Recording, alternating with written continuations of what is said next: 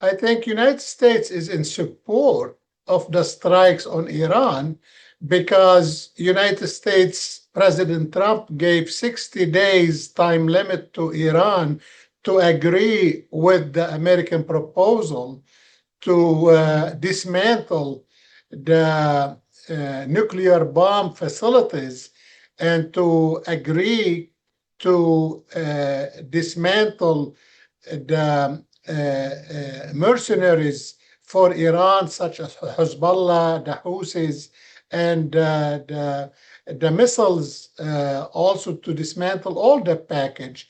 And they haven't agreed to it. So the 60 days came and gone, and the Iran regime, rather than dismantle and stop the uranium program, they want to put it on hold for 15 or 20 years or so on, like to be like another Obama deal in 2015. And that's not acceptable to the Americans.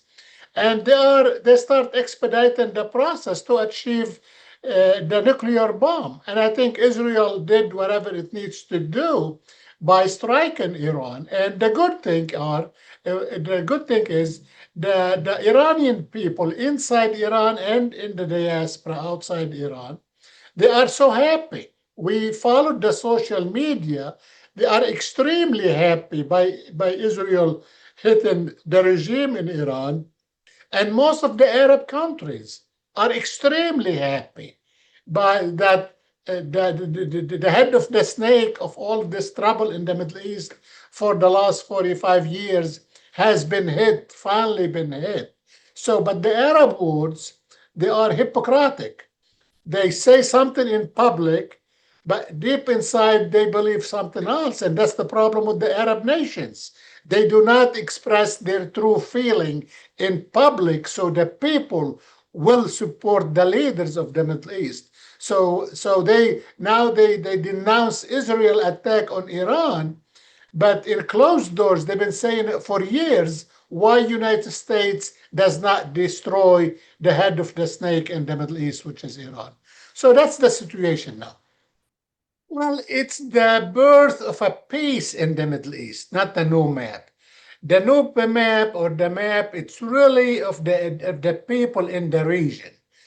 For so long, like after the Ottoman Empire collapsed, we had some nations came to exist, and these nations, they were governed by dictators such as Syria or in Iraq and so on. So people now they are asking, especially different ethnicities, different religion, it's to try. They want self determination, they want federalism, they want some of them they want to split, and not because of Israel trying to do this, because they want to coexist with the others, but not to be oppressed by by these by these groups. So therefore now they are. I think a new era is gonna be in the Middle East, and that new era, the West and United States should participate, not to work on a central government. The United States should help the people to decentralize Iraq, Syria, Lebanon, Yemen, decentralize it so people could live under federalism, and hopefully that's what we will get. I think الحشد الشعبي been a problem. The government does not want to get involved. But when Iran pushed to create الحشد الشعبي, another terrorist groups within Iraq for the benefit of Iran, it has not been now disengaged. They still kind of part of the army. So as long as I think the government of Iraq relies to keep Hashd al-Shabi away and dissemble. They need to dissemble the Hashd al-Shabi. I think Iraq will stay away from this conflict. But otherwise, Al-Hashd al-Shabi might take the government into a conflict, but it will be destroyed immediately because the people of Iraq refused the Hashd al-Sha'bi, but it has been forced on them by Iran. I think the only negotiation table is for the regime of Iran to surrender to the Trump demands. No nuclear weapons, do not support groups outside of Iran.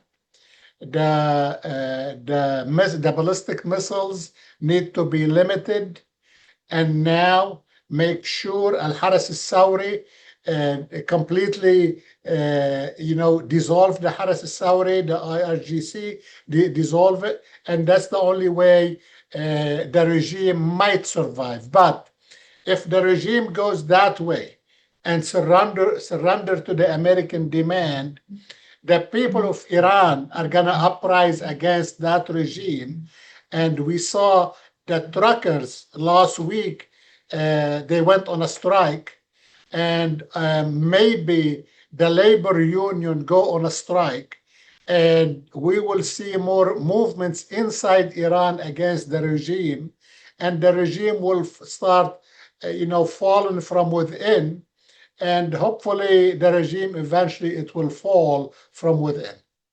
Well, I mean, the only peaceful negotiation should be for Iran to surrender at this time.